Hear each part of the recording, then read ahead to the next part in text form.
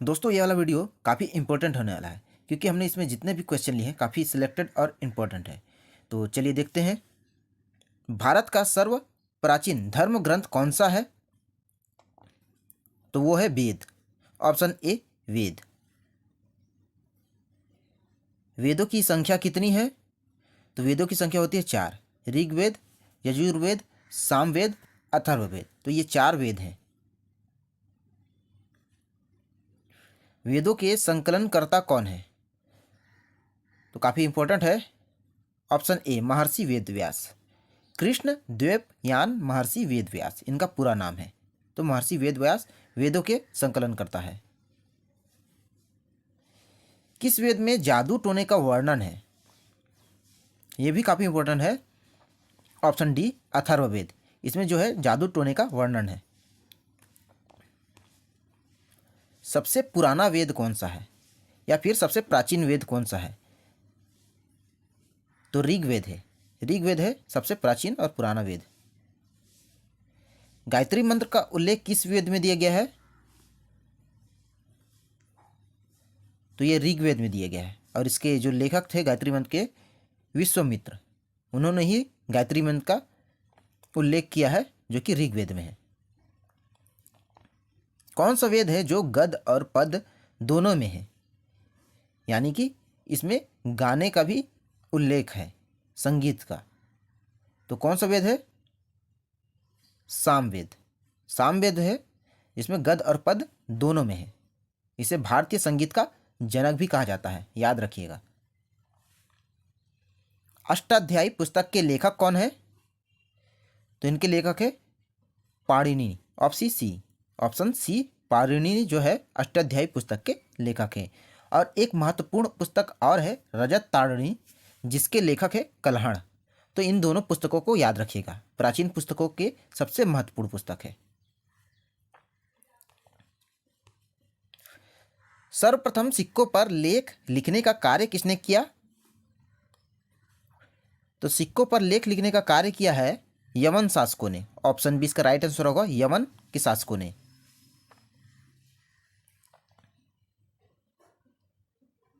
दसवां प्रश्न देखिए, सती प्रथा होने का सर्वप्रथम लिखित साक्ष्य किस अभिलेख से प्राप्त हुआ? तो ये एरण अभिलेख, जो कि भानुगुप्त का अभिलेख था, एरण अभिलेख, इसी में ही सती प्रथा का उल्लेख मिला है, मतलब लिखित साक्ष्य मिला है। रोपड़ किस नदी के किनारे है? तो रोपड़ जो है सतलुज नदी के किनारे है। और रोपड़ पंजाब का एक जिला है। ये भी पूछ सकता है कि रोपड़ क्या है, तो पंजाब का एक जिला है जो कि सतलुज नदी के किनारे है। सिंधु सभ्यता की खोज किसने की थी? तो दयाराम साहनी। आप सभी को याद होगा दयाराम साहनी, इन्होंने 1921 में इसकी खोज की थी, दयाराम साहनी।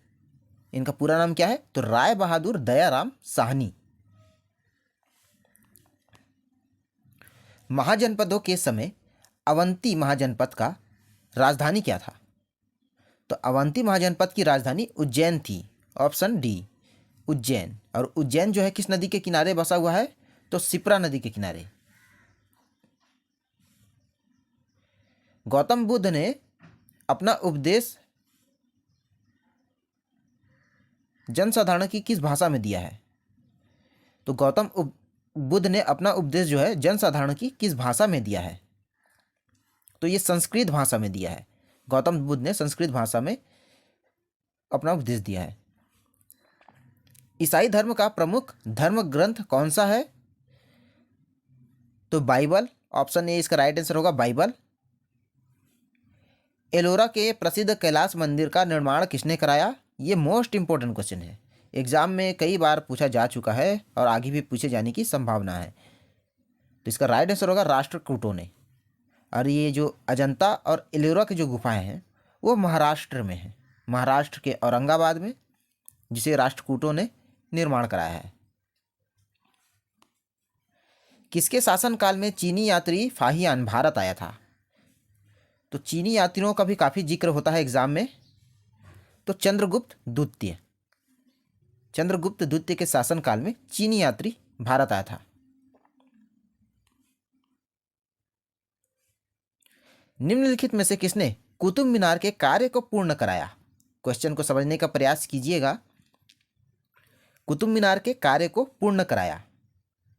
देखिए, जो कुतुब मीनार है उसे उसकी जो नींव है वो कुतुबुद्दीन ऐबक ने की थी, लेकिन उसका जो पूर्ण कार्य जो है इल्तुतमिश ने कराया था। तो कंफ्यूज बिल्कुल मत होइएगा। उसका नींव रखा था कुतुबुद्दीन ऐबक ने और पूर्ण कराया था इल्तुतमिश ने। तो ऑप्शन बी इसका राइट आंसर होगा। किस युद्ध में पृथ्वीराज चौहान की हार हुई थी? तो तराइन का द्वितीय युद्ध मोहम्मद गौरी और पृथ्वीराज चौहान के बीच हुआ था, जो कि 1192 में हुआ था, जिसमें पृथ्वीराज चौहान की हार हुई थी। सिंह विष्णु किस वंश का संस्थापक था? तो पल्लव वंश। ऑप्शन डी पल्लव वंश का संस्थापक था सिंह विष्णु।